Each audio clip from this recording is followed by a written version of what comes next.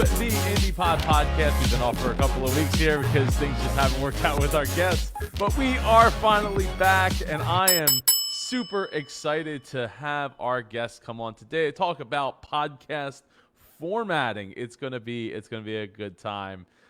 He's a good friend of mine, and he's gotten some very big success out of his podcast, and especially with the big time media outlets there. So I'm excited to have him come and talk about podcast formatting and interview prep, and we'll just see where the whole thing kind of goes.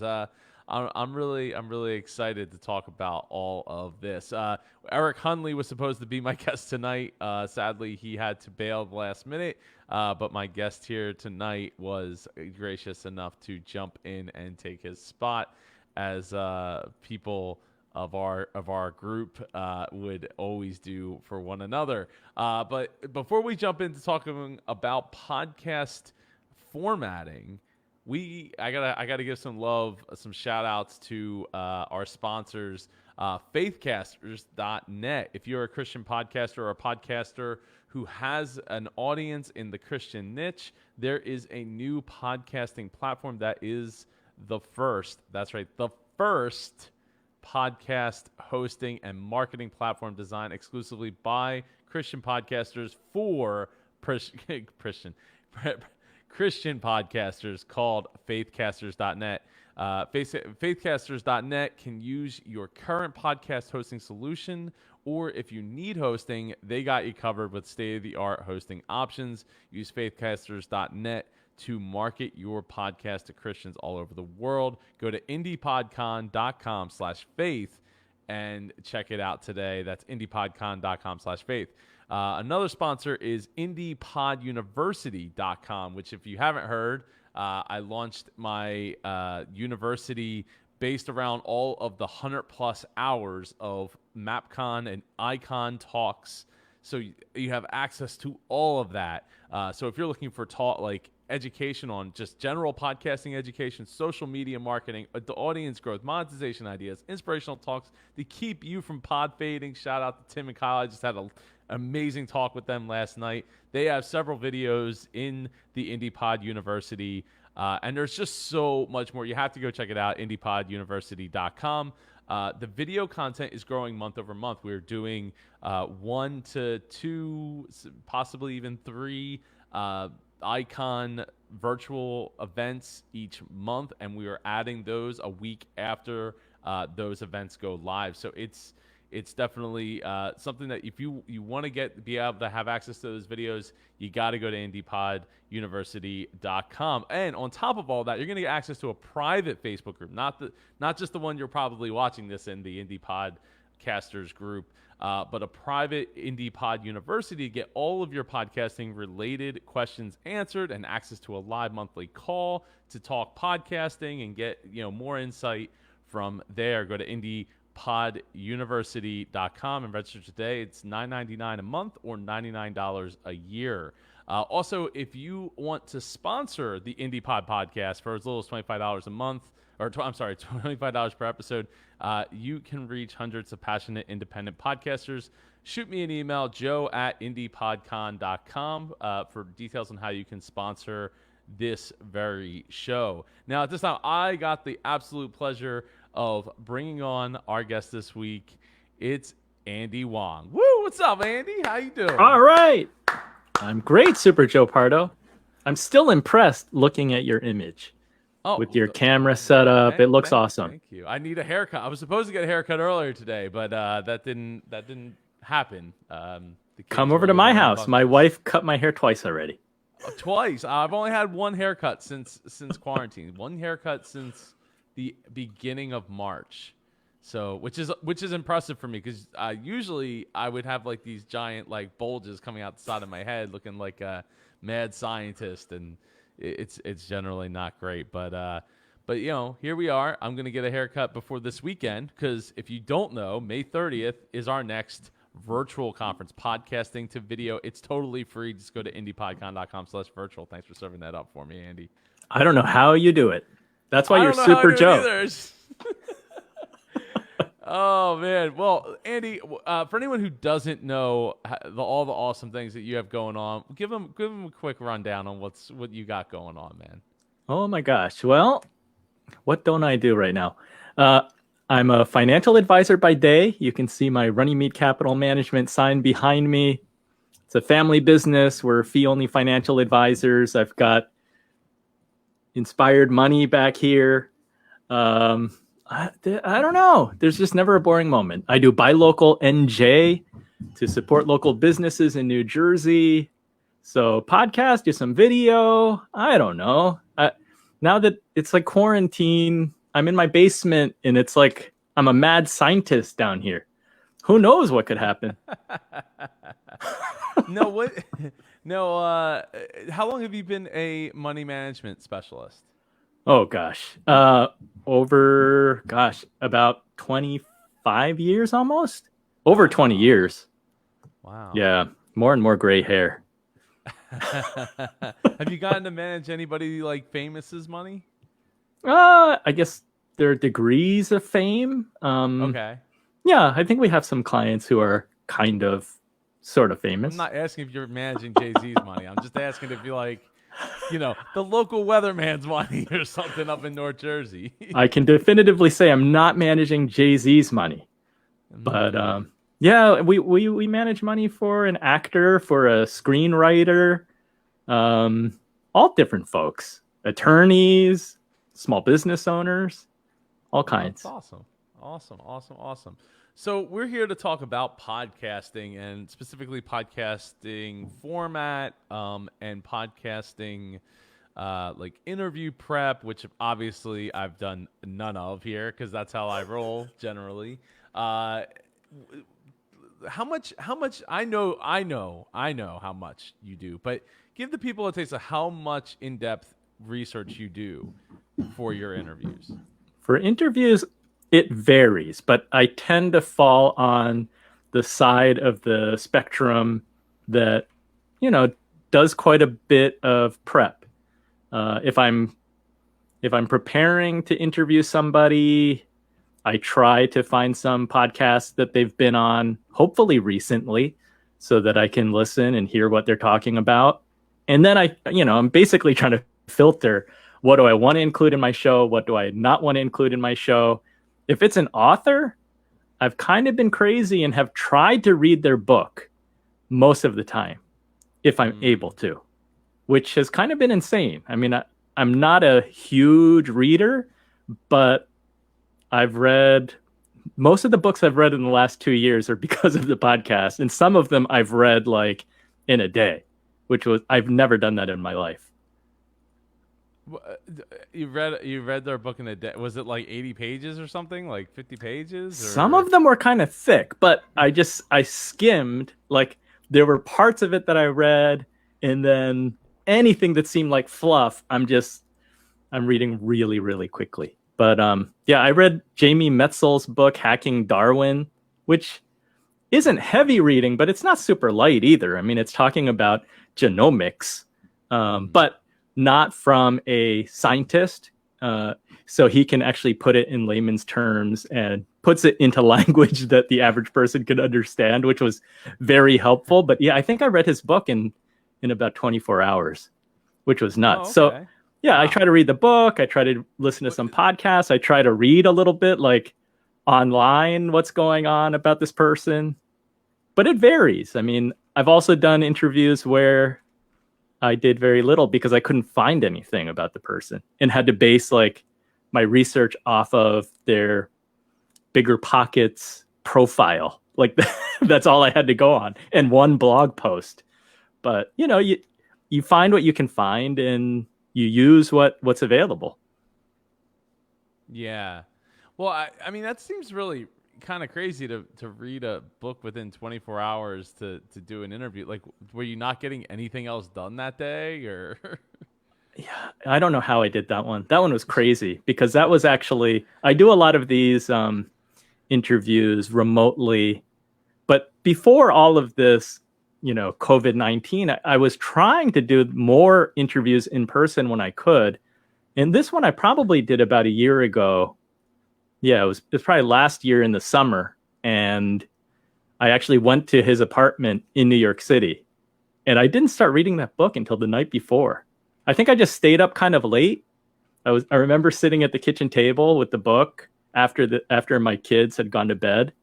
Mm. Hey, Veronica. Hey, And Veronica. I just started reading. My plan was actually just to read like the first quarter or something, but I just kept flipping, and before I knew it, I was like, "Hey, look, I finished! I can't believe it." Are you like naturally a speed reader, or is that like? No, I had never. To I had me, it never. would. I mean, I'm a slow reader, so it takes me like forever to read a book, even short books. And people are like, "Oh, that's so short." I'm like, I have to read every single word. I can't not I read every I single learned word. that I'm a speed reader out of necessity. I'd never done that before. I never learned any tools or tactics on how to speed read. So I don't know. Just when I have like the interview, and of course I don't start like a week in advance. I start like 24 to 48 hours before, because I know that I have the interview scheduled, and that's when I start Mm. reading. But I don't know. Somehow I pretty much get it all. I mean, there are certain chapters where I flip through really quickly because I'm like, this seems like fluff. This seems like they just padded the book a little bit. But you can sort of tell what is important and what is kind of not really necessary. Mm.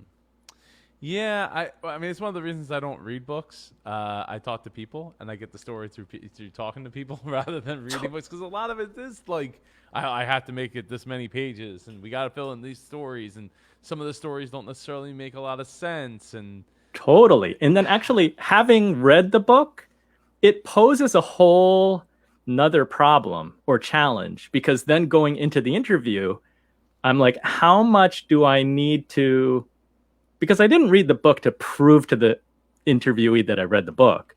I'm like trying to formulate some kind of plan as to how am I going into this interview? What do I want to cover?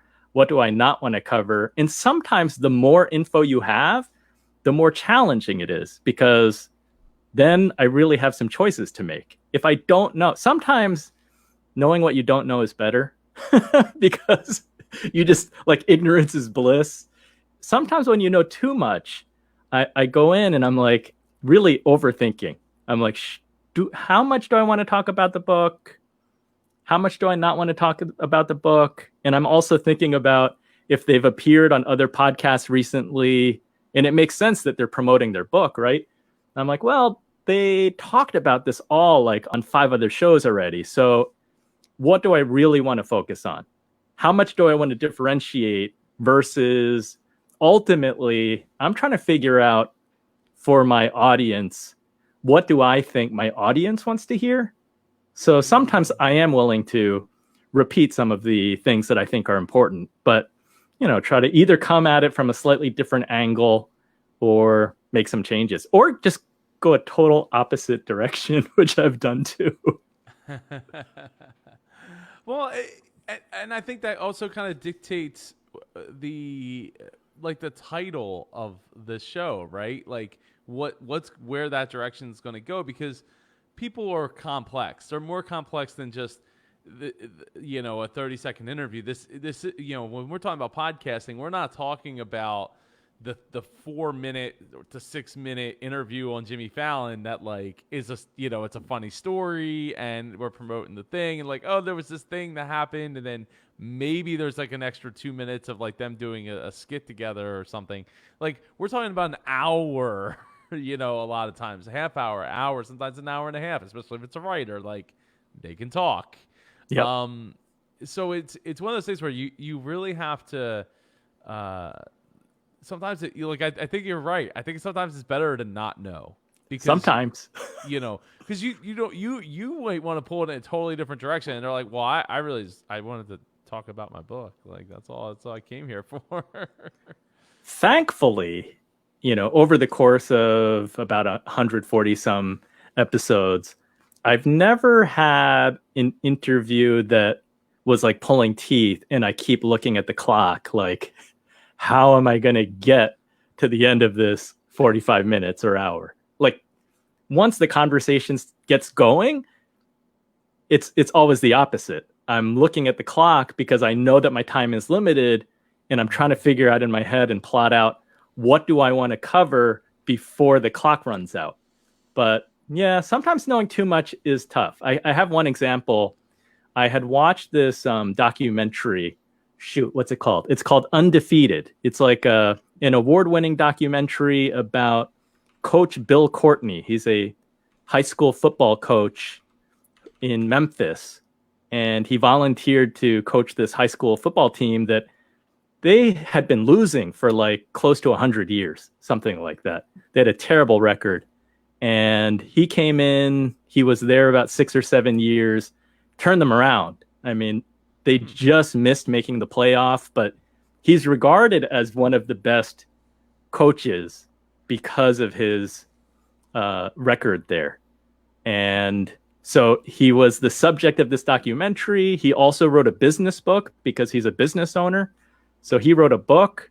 So of course I watched the documentary, I read the book, and then I knew too much. I was super excited that he accepted my invitation, but I was very conflicted in, should I cover the football, which is an amazing story, right? It's a white guy, a white coach who went into the inner city to a mostly African-American school, had to win these kids' respect in order to turn them around. And the stuff that he was dealing with as a, public school sports coach, it was insane. I mean, he's like babysitting them. The thing, like he has to, it's not just having football practice and getting them to learn plays.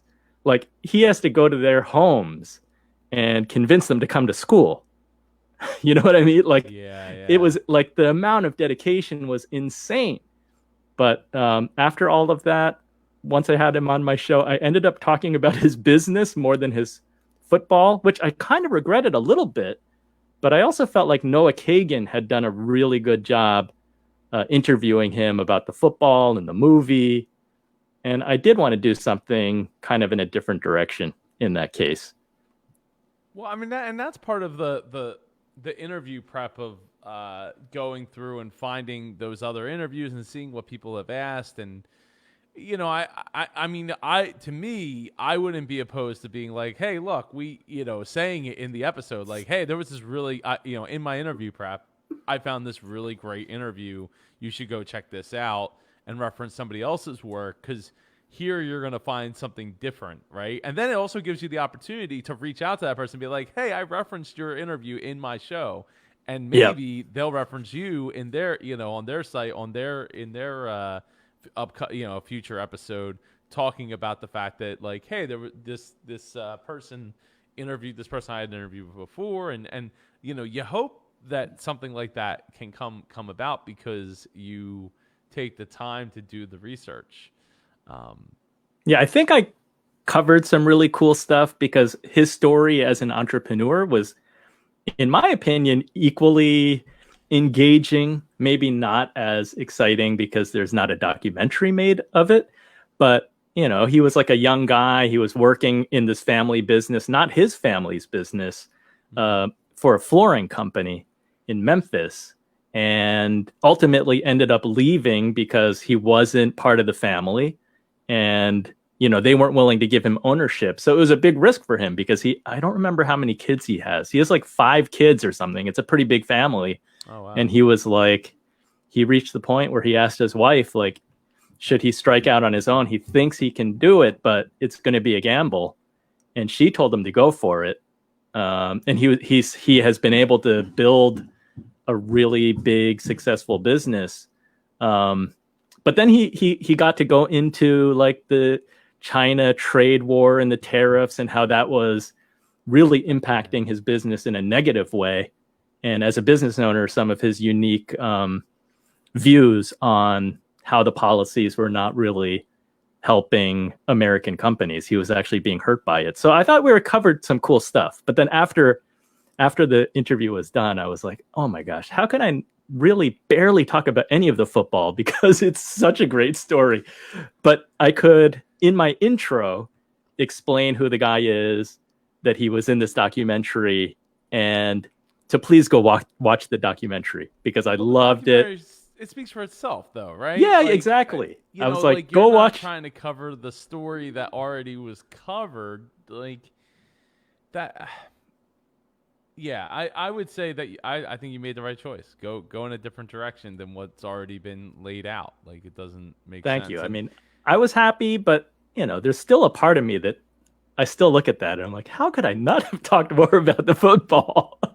well, I guess you could, have them on the show again and be like, "Hey, look, I here's know, all the things right? that we didn't have."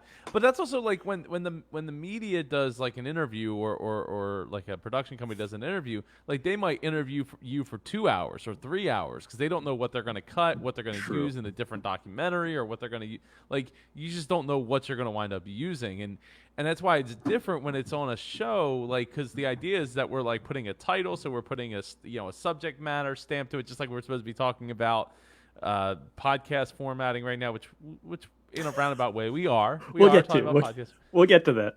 Yeah, so it's just one of those things that's like it's different because we can't just necessarily interview people for 2-3 hours. People aren't necessarily going to give that amount of time to our shows, and we might not even want to be able to necessarily give that amount of time to our shows, especially because Ain't that the truth?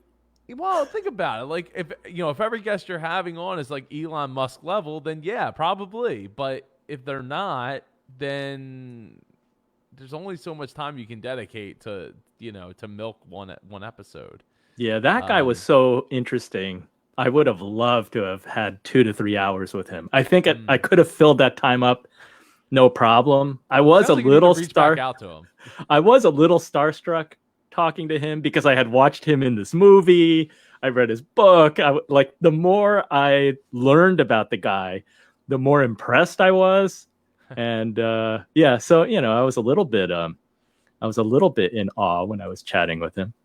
But of course, he was like a totally down to earth guy too, so that helped. Right.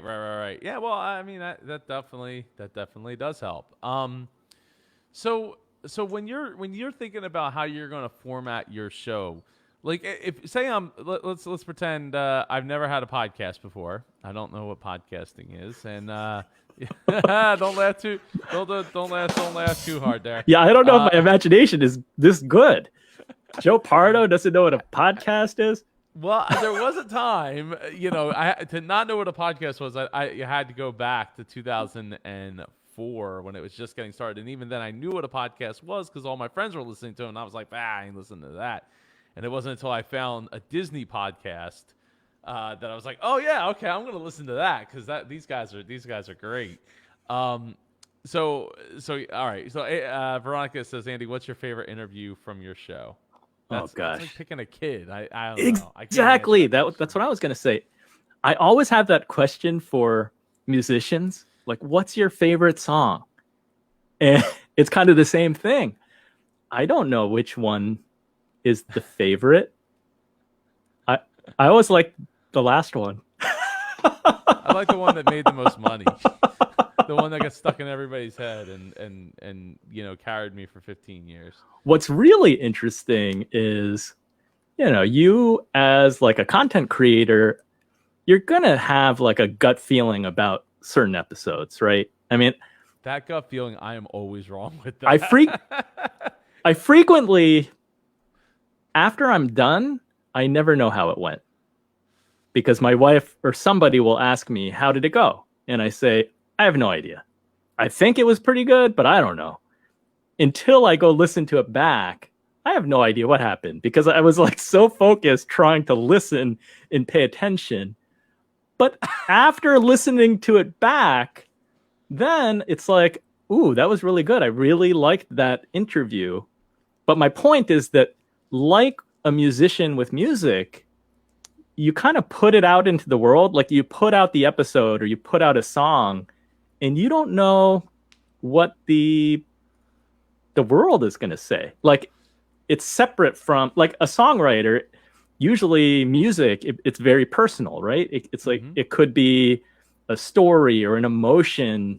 It's a very personal thing, but then you put it out into the world and the market decides. That's kind of weird. And I think podcasters, it's similar. You do an interview, you publish, and sometimes, like you said, Joe, which episode, really hit a chord with people, it's kind of surprising. Like sometimes you have no idea. Sometimes you say, well, that's kind of just an average episode.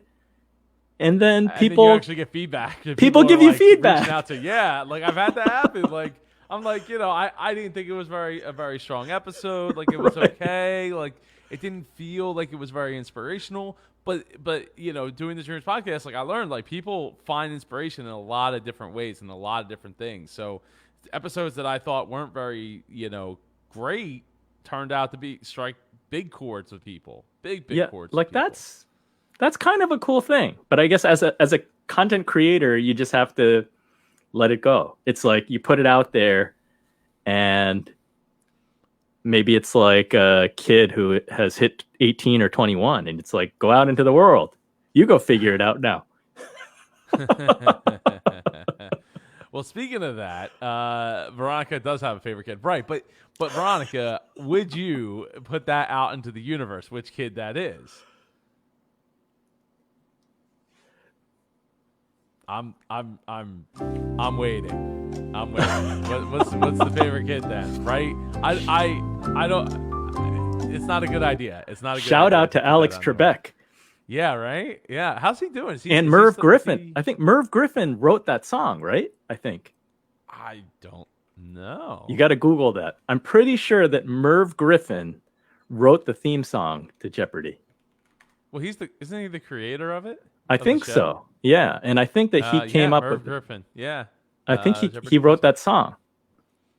Yep. Yeah. It looks.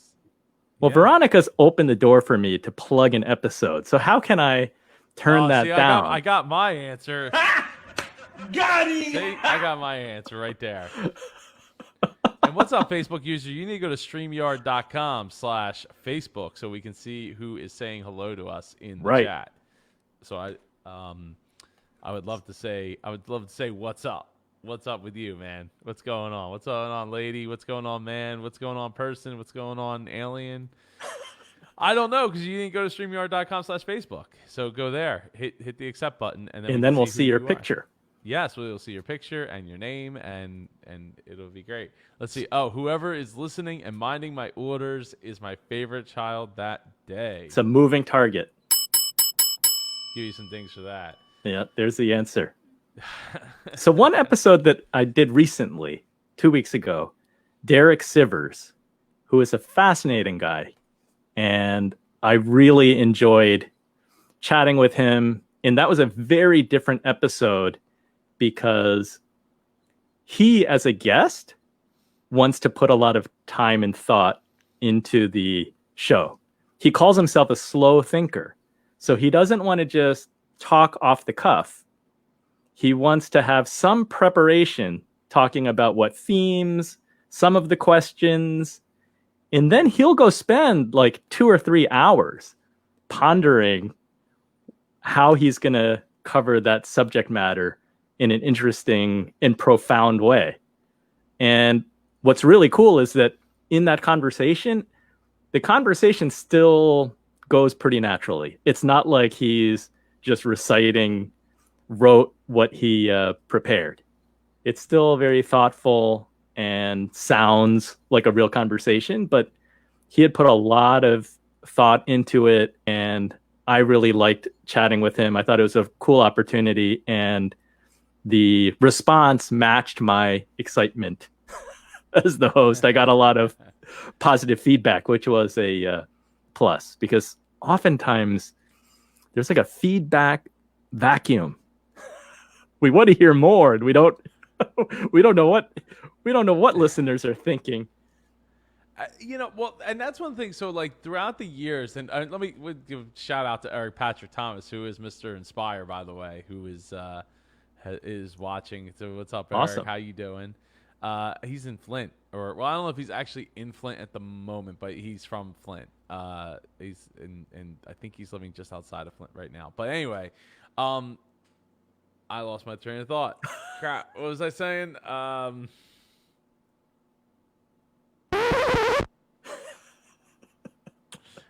What was, oh man,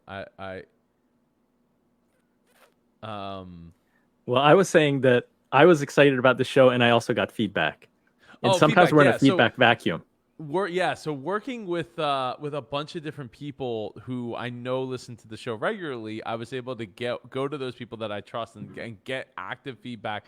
And they would kick me in the butt. And I remember my friend Pam, she's like, Joe, you've been making your show like 23 minutes or something like that. I need it to be 30 minutes. And I'm like, why? She's like, because that's how long my commute is at the moment, and I don't want to start another episode with 7 minutes to go. But 7 minutes to go means I'm not listening, and I want to be listening. And I'm like, ah. But it was like, it's so much to edit. And then shortly after that, I stopped editing altogether. Because Problem no time solved. for that. Ain't no time for that. But no, it's good to have a network of people that you can rely on to like, hey, we're gonna I'm thinking about adding this segment, or I'm thinking about doing an episode like this. What do you think? Or creating that episode and then sending it over to them and saying, hey, what do you think of this? Is this terrible? Is this good? Like, what am I missing? Am I overthinking it? I don't really know. Veronica adds, Andy and Joe, what would you recommend to a person who wants to start an interview podcast? Finding guests, workflow, best practices. This is a whole rabbit hole there. Oh gosh. You want to go first? Right, let's start. Well, let's break it down a little bit, right? So, what would you recommend to a person who wants to start an interview podcast? So, for to me, let's start with okay, why do I want to start an interview podcast, right? Who am I trying to help with it? Is it me? In my case, when I started Dreamers Podcast, it was to help this guy, because this guy did not know what he really wanted to do with his life. Starting with the who, what, where, why, when, really helps, get some clear focus on, who you're going to be serving and who you want to be talking to, and what you're going to be talking about, because you might be like, I want to interview sports players, but we're not going to talk about sports on this show. We're going to talk about finances, because most big time sports, major league sports players blow through the first 2 years of their money before they even realize it. And we're going to talk about that. That's there you go. That's a whole show right there, Andy. You should totally do that show. That's a little bit what happened with that coach Bill Courtney. I was supposed to talk about the football, and I talked about his business. You're still taunting me with that. I'm still tortured by that. Well, it's one of those things. You start with the who, what, where, why. I just did this the other day. I went back to the drawing board, because the Super Joe Pardo show, I'm working on slowly reintroducing it in its new format, and I had to go back to the basics of who, what, where, when, why, and how, and just start ask those questions. So what do you think? Oh, Veronica's laughing. What do you think there, Andy? When you're just getting started, you want to start an interview podcast? Well, when I first started, I took a course by the Showrunner podcast. That's Jared Morris and Johnny Nastor, who kind of off and on, they've had a solid podcast, that they kind of pod fade for a little bit, then they come back, and then they pod fade a little bit, and they've kind of been on a season of the fade. But I took their course, I listened to their podcast, I found that very helpful all around, and that kind of gave me some of the tools at the beginning for crafting the email template that I can email out to potential guests to invite them on the show. That gave me the process of email template, creating a sort of landing page where they can book a time, and it becomes sort of automated on my calendar. And then speaking for myself, how I ended up going about it was those first 10 episodes, Some of them I had some connection with, and like they were people I knew and could invite them on the show. Just like random people that I reached out to, and they took a chance being on a show that had fewer than 10 episodes. But you just get started. There's something to be said for shows that are just getting started, because of the fact that, and I never really thought about this. I used to think like, oh, why would you want to be on a show that's like, only has like 5 episodes or 10 episodes? And I think the reason, not only is it if you're finding a really high niched podcast, is because the excitement is there in the beginning for the person, right? Like the person who's running the podcast, like they're the ones like, okay, I'm telling everybody I'm doing a show. I'm like, right, like now it's like 5 years later, and yeah, I do a show, like it's a thing, but like it's not that I'm not excited about it, but I'm not like beating everybody over the head with the fact like, hey, you give me your phone. I'll subscribe to my podcast on your phone for you. Like, let's go. Like, and get tied in like that. So, those things were in the early days, 2014, when a lot of people I still knew, like, didn't even know what a podcast was, even though it had existed for a decade. So I would say that there's a lot like that, there's a lot of opportunity there in new shows, and not just in also. And the other thing to remember is like, if you look at TV shows, right? TV shows only last sometimes 6 episodes because they either get canceled or they only last 1 season. They're new shows, they're on, it's a thing. I don't know. Now when it comes to finding guests, why don't you take this one first? Finding guests. Okay, well, first, I don't remember who said it, but someone did mention this as a podcast guesting strategy, because if you can be guest 1 through 5, you don't know if that show is going to take off. But whether it does or it doesn't, usually those first 5 episodes get like the lion's share of downloads, just because it's been there the longest, which makes sense to me. But for me, getting guests, I gotta go look to see who my first 10 guests were. But it was a combination, like I said. There were some people that I knew and I could invite them on. And it was like... You got me looking at my first 10 guests. I know who the first episode was and the second episode. I don't know if I remember. Okay, so let's see. So my first guest was Jim Kimo West. He's Weird Al Yankovic's guitarist, who I knew. I knew him. That's awesome.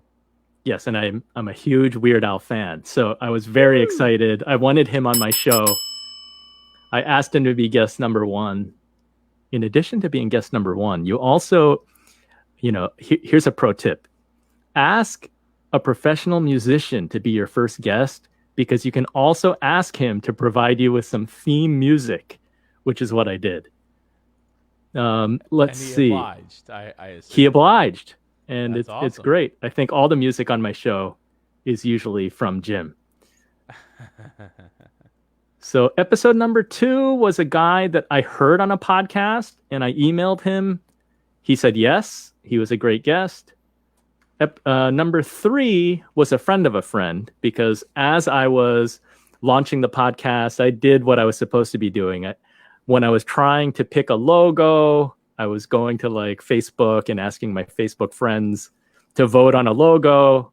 So some of them knew that this podcast was coming together and going to launch. And at the same time, I think I asked Facebook, my friends, do you have any suggestions for guests? And my friend said, oh, I know this guy in New York City who owns ping pong social clubs, and one of his business partners is Susan Sarandon. I said, sure, I'll talk to him. That sounds cool. Yeah. Number 4 was a guy that I knew. Number 5. Yeah. So it's a mix. I would say that kind of half of them I knew, and some of them I got intros to, because even guest number 8 was a friend of guest number 2. And that's the guy that I just reached out to. I didn't know him. and he recommended. He's like, "Oh, you should talk to this guy." Those are always good. So you kind of just follow the breadcrumbs. It's like you have one guest and you ask them, "Do you have any friends or people that you think would be good for the show?" I actually don't do that enough, but it's a really good one because you get a warm introduction rather than trying to email or reach out on social media, which is tough. Yeah. So, I mean, if I like, I'll share my, so first many of episodes, this was, he interviewed me on his show because I had just released my DJ album, my first DJ album, which is a Disney mix mashup album, and he runs a Disney podcast. So I reached out to him because we hit it off really well, and he helped me get my the tech ready for to launch my show, because like I knew how to use WordPress and all that, been blogging since '96, and but he helped me get like, okay, this is the plugin you need, this is how you work it, blah blah blah. 20 minutes on the call, like bam, and then he became my Mr. Voice. So like you, he was my Mr. Voice at the beginning and the end of almost like most of the catalog of my show. This was a teacher of mine from high school who became retired as a teacher to become a full-time actress.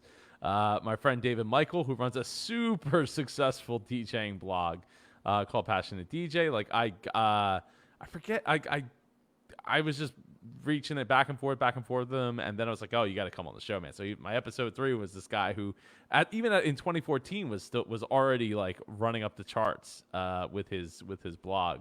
Chris Webster, a friend of mine from growing up. Michelle Scribner McLean, friend of mine. This guy was a friend of mine and ultimately is not a friend of mine anymore. I have quite a few of those actually. This person ran a K-pop or K-drama site, who is also again a friend of mine, no longer a friend of mine.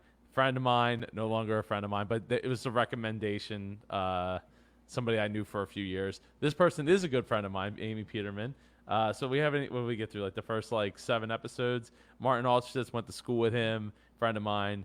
Remember I brought up that Disney podcast, right? So this is one of the hosts of that show, and this is another host of that show who's the boyfriend of, I guess I didn't realize I had Michelle Scribner McLean on so early, but that's her boyfriend Mike, who runs that Disney ran that Disney podcast, and there's another Disney podcast, and this is one of my best friends, who's like a brother to me. So like friends and all of that. So I mean, that's the first 20 almost 12 episodes or something like that. So like friend, somebody I got to know because of people that liked my show, friends that I'm no longer friends with. Friends that I knew from back in the day. Another someone a coworker I worked with, a guy I got connected with because of the Disney podcast that I mentioned earlier. This is a friend that I met. I forget how I met. She was connected with one of the other. Like they're all connected except for, well, he's not connected. Friends with him. You know what I mean? Like, so it's connections and people, like, and it just grows and grows and grows. This is a friend of mine. This was connection because of another person that I'm not really friends with anymore. This is a good friend of mine. This is my aunt, actually, who talked about my late uncle who passed away.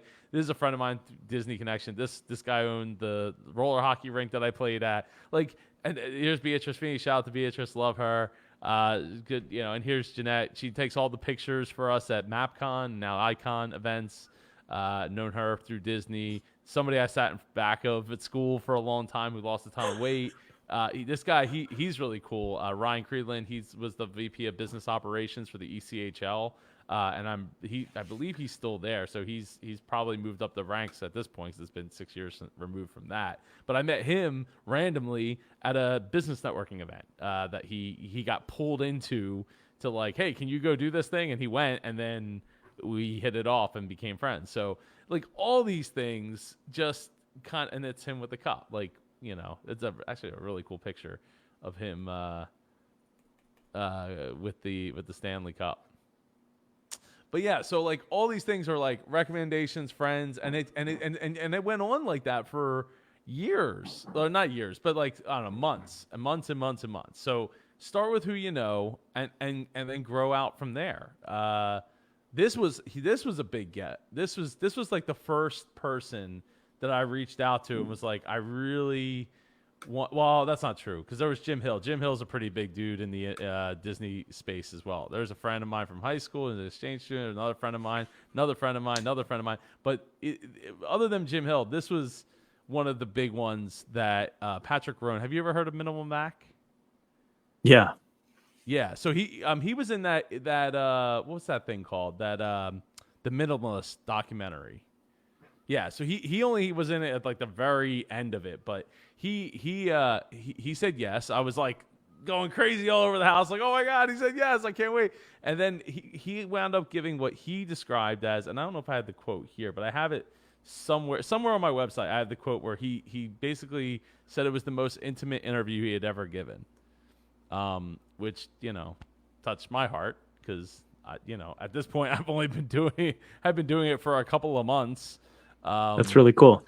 Yeah. So like things like that, just constantly like look for who you know and who you can get and go for it. Now, with that said, funny story.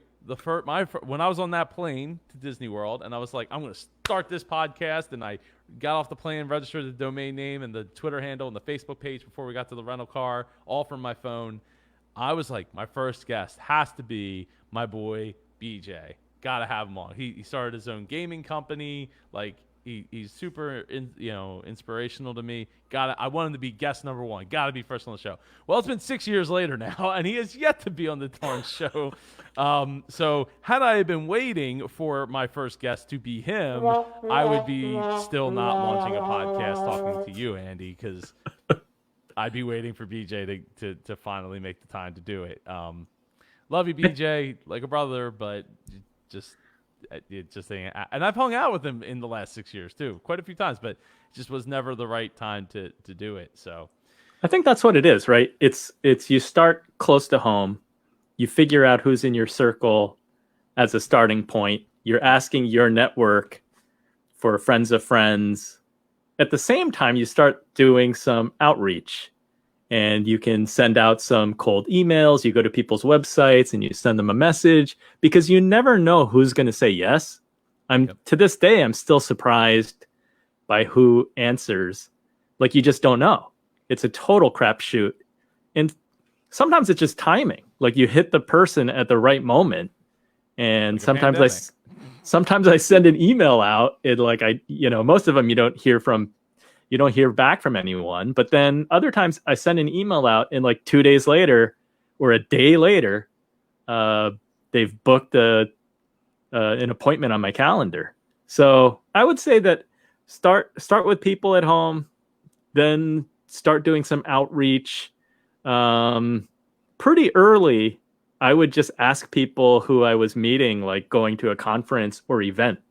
They were just there because you have access, and suddenly you have this new platform that you didn't have before. Like previously, if you went up to someone after they gave a talk at an event and you ask them, can we chat for an hour? They're going to say no. Or like, can you have coffee? Like, no. But if you have a podcast, they say, sure, I'll do a podcast interview with you. And then you line it up. What are some of the other tricks? Reaching out to authors, right? You can go to Barnes and Noble or go to Amazon and look at new book releases, because you know that people are on the book promotion tour. And that's a quick way. Like, again, you don't know who's going to say yes. Some of those people are in super high demand, but because they're trying to promote their book, you have an opportunity to get some bigger names on your show that you wouldn't have been able to talk to otherwise. Yeah. I mean, a lot of times, like, I've gotten a lot of over the years, replies from authors, like their peoples, saying like, "Hey, it's cool. You want to have him on the show? He's kind of busy right now. He's writing this book, and he's reach back out in like 6 months or something." And it's one of those things, like, you got to keep on, got to keep on keeping on the follow-up game has got to be strong, right? So like one of the tips that I always suggest is if you're using Gmail, get Boomerang.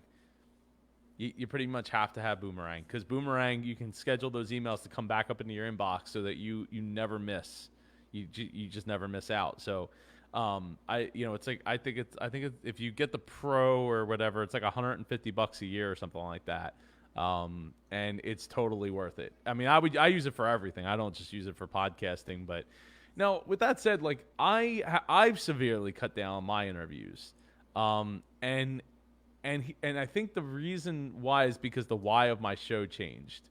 The why of my show is to give value from me and not just my guests. So while I still have some guests on my show here and there, by and large, I've made it mostly a show of me giving like myself to the audience, which is a pretty big distinct difference from like always having that next guest on the show. And I don't know, like I miss interviews, like, but I get to do interviews like this, right? Like I do it for the Indie Pod podcast because like I want to be able to have back and forth and banter and things like that.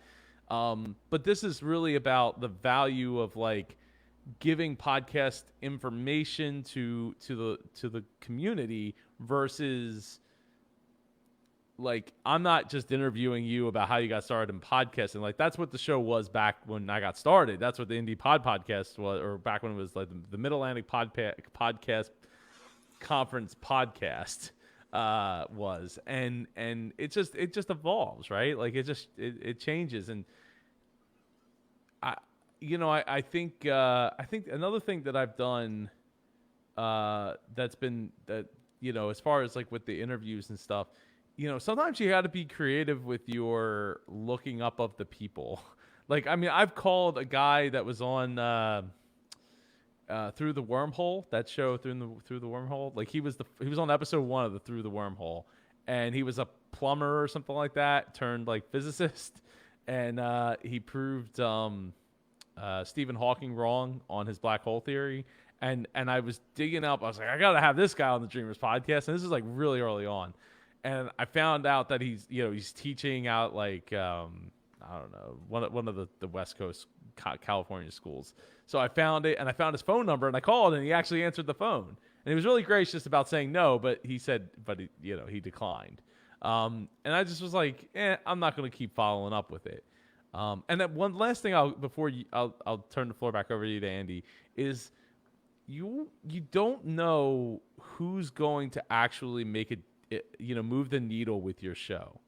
A lot of times we want to think like the big name, got to get the big name. Like that's going to like pull in lots and lots of people, but it's really up to you to market that big name. Cause that big name's not going to share that they were on your podcast. Like that's just not generally going to happen. But when you have people who aren't necessarily big names, but they're big names to the people that are passionate about them, those people, in my experience, have gotten way more downloads than the big names that I've had on my show. Way more downloads. So sometimes you just don't know. Like you just don't know what weight is carried, what level of enthusiasm the people that follow that person have versus like a big name that's on every show anyway. Very true. Yeah, I interviewed. It was like a referral from a friend. To interview this guy who's local and has a limo business. Like he had this family business that started as a gas station and then sold tires, and then he turned it into like a limo company. And wow. I got to talk to him about how he and his brother, it was like his dad started it, then the two sons took over. They expanded it into car rentals back in the day when people would go down to Atlantic City and rent a limo for the weekend.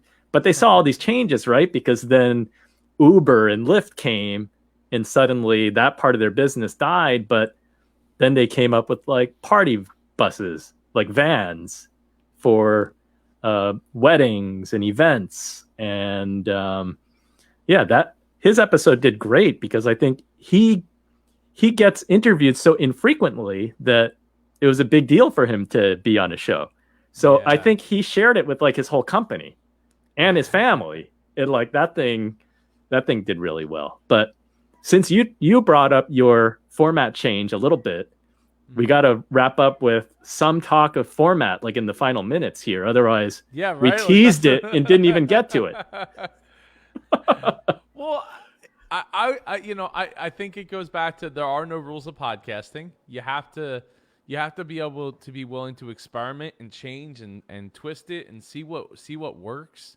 I've made many changes, or I used to have a pre-show to my show, like where it would be an hour of me and my boy Matt was just talking about all kinds of things, and then the interview that I did for that week would come in after the fact. So we were doing Facebook Lives like right when Facebook Live started. Like I was using my phone propped up so that we could record into the mics our pre-show talking about different topics, like topical topics of that revolved around dreaming and business and all that. And then we would take that and turn it into the pre-show. And then the interview might be an hour. So then my show went from being like 20 minutes to being over like 2 hours, sometimes even 3 hours. Like with Eric Patrick Thomas, his episode is like almost 3 hours because the pre-show is an hour long.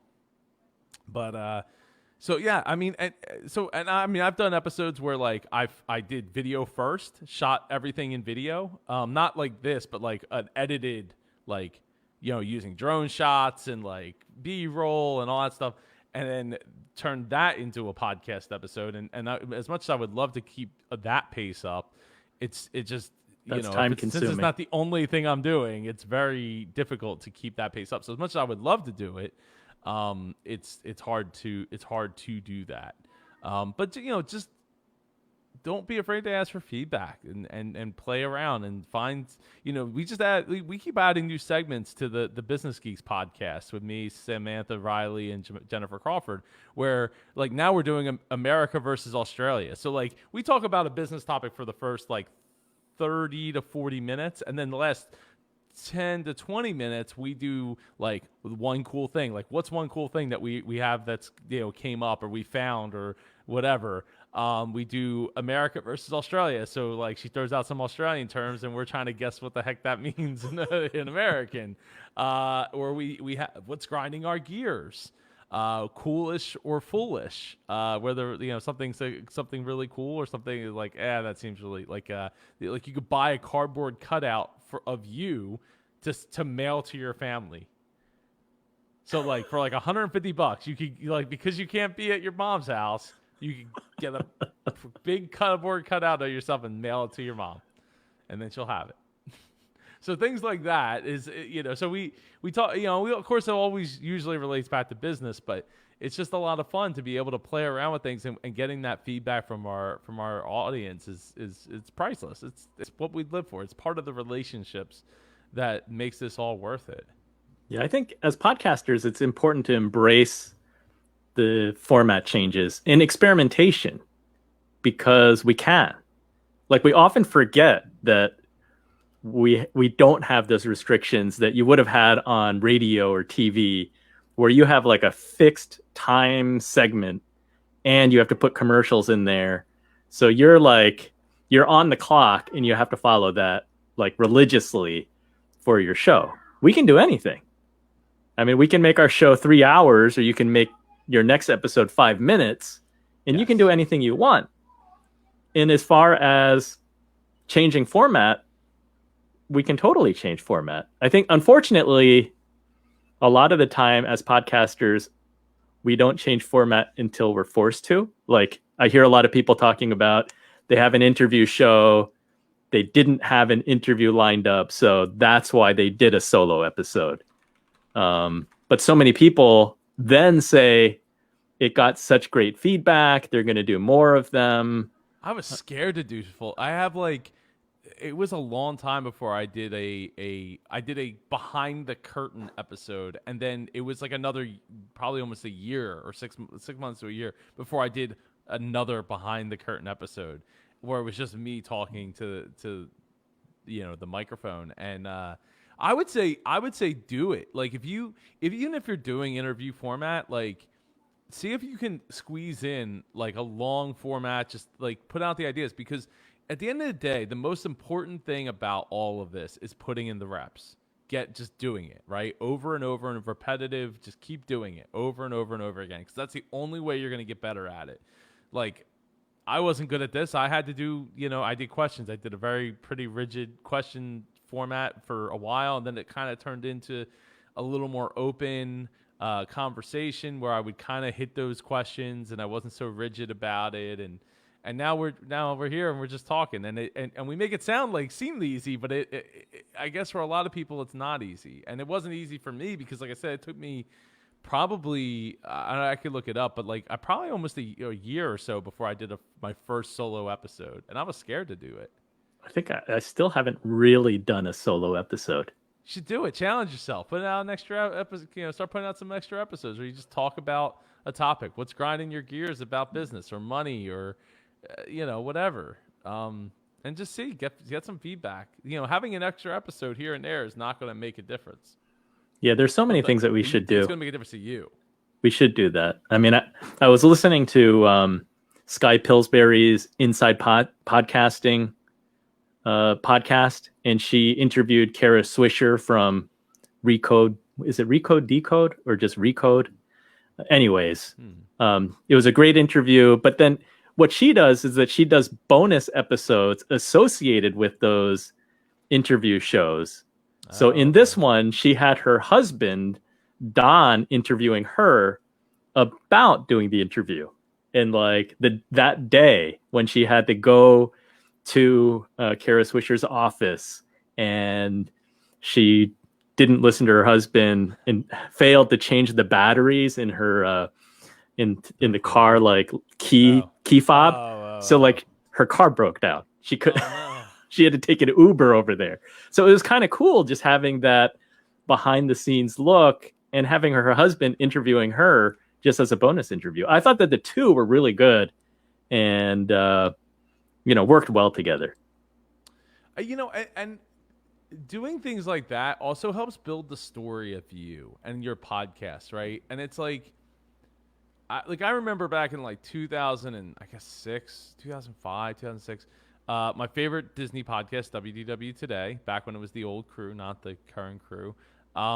They did a Disney Widows episode where they had all their wives come on and talk about like what it's like to be, married to a podcaster who's, constantly doing all the research and being at the parks and doing all this like work for, and then like years later to find out, well, they can't do another episode of that because almost all of them got divorced. so it's like one of those things where it's like, it just helps build the story and the lore of what you're creating and being, because I'm all about like, let's tell the story, right? Always be looking to tell that next story in one way or another. And there's also a way to tell that story over a very long period of time where you'll like people pick up on like, that one time you mention your dog's name in that one episode, but you don't mention it ever. Like it never comes up, but that one time, they'll pick up on things like that. I mean, again, to go back to my favorite show, like they literally had their own Wikipedia. So not their own Wikipedia page, but their own wiki for the podcast with all the references. Like every time they make an inside joke, every time they had like dedicated people who they just updated that wiki constantly. So, people will become diehard fans. And if you plant those seeds over the years of like little bits of story, there's people that will get it, and they'll be talking to the other fans of the show and be like, hey, did you pick up on that dog's name? Do you believe what that dog's name was? That sounds crazy. That's funny. Yeah, beginning of March, I kind of went crazy because I was listening to Gimlet Academy. There's like I think it's like a 5-episode series available only on Spotify, but it's Alex Bloomberg talking about how Gimlet makes their sort of narrative more highly edited episodes. Right. And I listened to that and I was like, that's really cool. And I reached a point where I didn't have guests. I didn't have any interviews recorded in the can. So because I had listened to that Gimlet Academy, I got all curious about like, I wonder if I create kind of a more narrative storytelling show. And it ended up being like a 22-minute episode with a lot of editing, right? Yeah. It ended up taking more work than if I had just sat down with a microphone and did a solo show. But it was fun because I had organized this concert in my town as a fundraiser. So I thought it was cool as a different inspired money story, but it was like my inspired money story about how I had volunteered my time and effort to organize, promote the show as a fundraiser. But I took like the concert footage because I have my mixer, which is sitting down here. So I got good recording of the concert. I took some of that. I had like a portable recorder that I was walking around with. I had my kids walking around with that a little bit. I was like, just capture whatever sounds you get that I could put it, that maybe I could turn that into a podcast episode. So that was like totally experimental, and that was fun. So great story about that. So Brett Basham, of Podit.net. Yep. You should go totally check them out. They've been great sponsors, and he's been a great friend for many, many years. The reason he is a friend is because someone posted about his show, Digital Dads, at the time, because they did an episode all about the talk with his son. And so I listened to it, and I mean, at the time I wasn't a dad, and I wasn't even thinking about kids, but I just fell in love with it. I thought it was incredible because it brought up so many questions, and eventually inspired me and my wife to do a show together called Birth, which we did like 32 episodes of leading up to having our first child.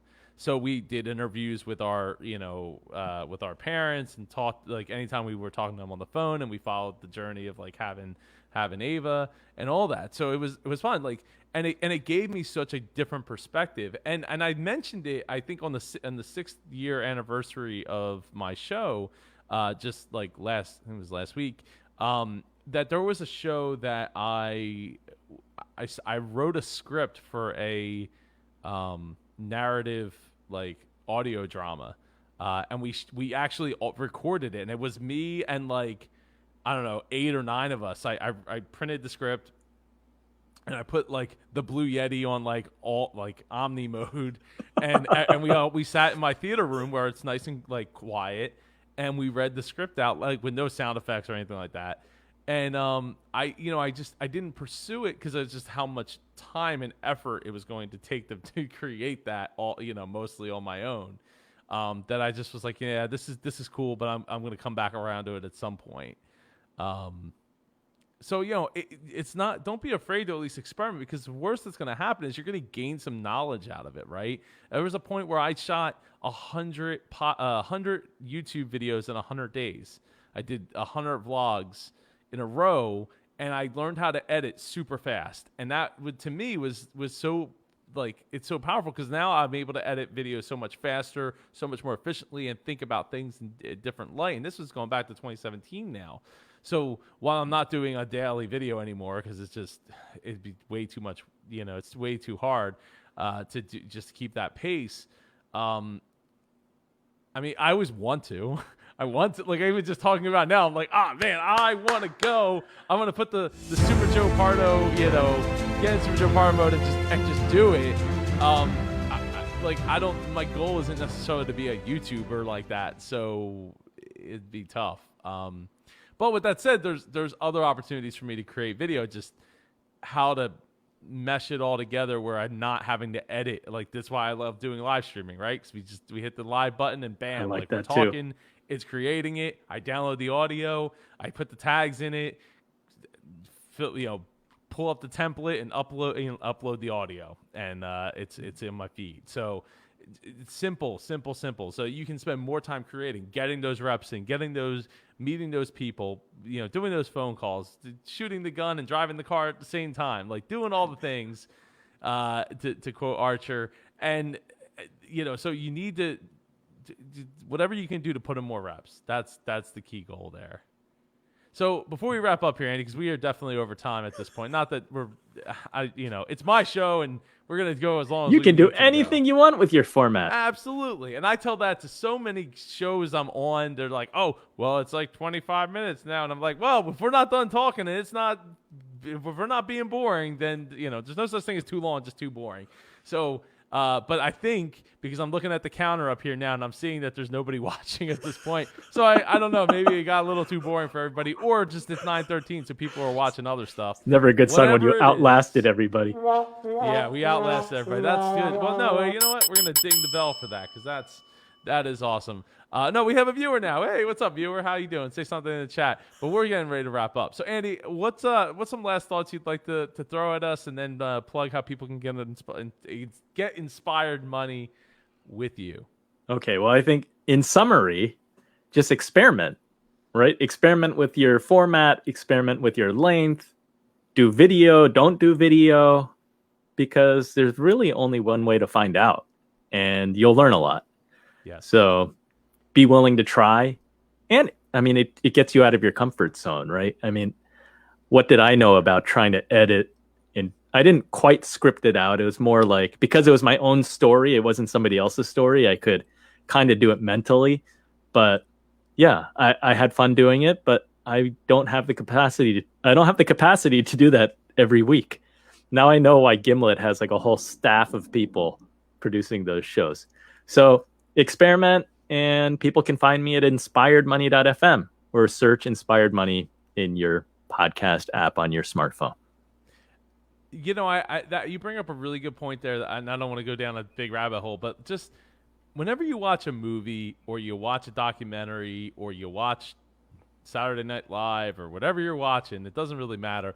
Watch the credits and appreciate how many people it takes to put something like that you just watched and enjoyed together. Because in most cases, it's just us. It's Army of One, and we can't compare ourselves, to Larry, Larry Roberts. Shout out to Larry Roberts with getting our comparanoia going on because, oh well, they shot this documentary and blah blah blah blah blah. It's like, yeah, well, you know what? That documentary took like 3 years to put together, even if they only had like 15 people working on it. Like, you're trying to crank out content every single week, sometimes daily, sometimes, more than, 4 or 5 times a week. Like, we're trying to be everywhere at once. It's tough. It's absolutely tough. And for me, it's tough. And I don't know about for you, but for me, it's tough because I'm running 2 businesses, the Super Joe Pardo brand and the Indie Pod brand. So it's tough to be everywhere all the time, doing all the things when you're trying to do multiple things. Yeah, sometimes it's good enough. Whatever you're putting out, it's good enough. Yes, absolutely. All right, so Andy, thank you so much for taking the time to come on the show and fill in for our boy Eric. Hopefully I can get him on soon. Tomorrow I will have Peter A. Turner. I know I've scheduled like 3 episodes in the group with him, and we missed each one. But I promise, I promise that we will get on with this episode 11 a.m. Eastern tomorrow morning with Pete A. Turner. Looking forward to having him on the show. I got to give a quick shout out to faithcasters.net. If you're a Christian podcaster or a podcaster who has an audience in the Christian niche, there is a new podcasting platform that is the first podcast hosting and marketing platform designed by Christian podcasters for Christian podcasters. It's called faithcasters.net. Go check them out. You can go to indiepodcon.com/faith to check out and learn more. Also, this episode is brought to you by indiepoduniversity.com.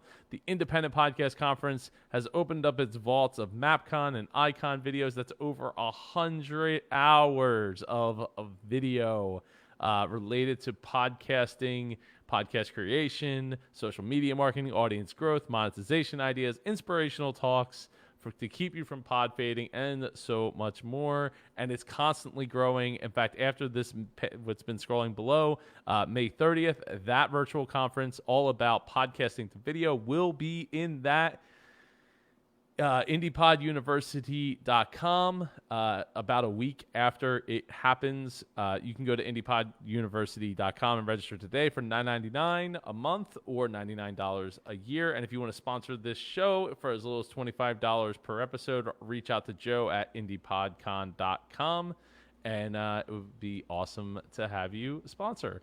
All right, everybody, I hope you and your families are staying safe, even though apparently it's kind of getting crazy, and hopefully in 2 weeks we're not all like, oh, no, the numbers are going back up again, and, hopefully everything will be good. So far, the data is showing that the new cases are not going up drastically, so that's good news. That is good news. Hopefully it stays that way. Hopefully people continue to do their social distance regardless of the video footage that we can just start, continue to see of people just like, I'm going to go to the swimming hole and go swimming with everybody. Because nobody's got it. Nah, they would tell me. It's illegal for them not to tell me. They got to tell me, right?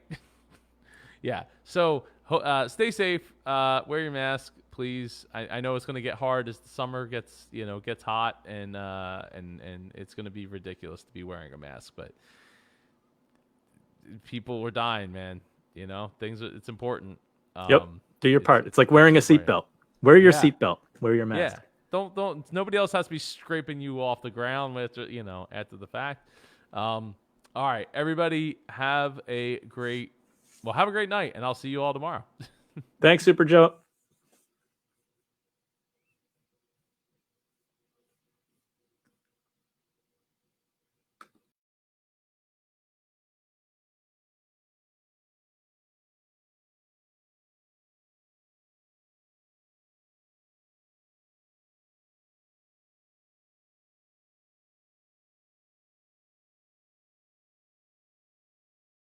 I didn't mean to end it. That was funny. All right, I'm going to end it now.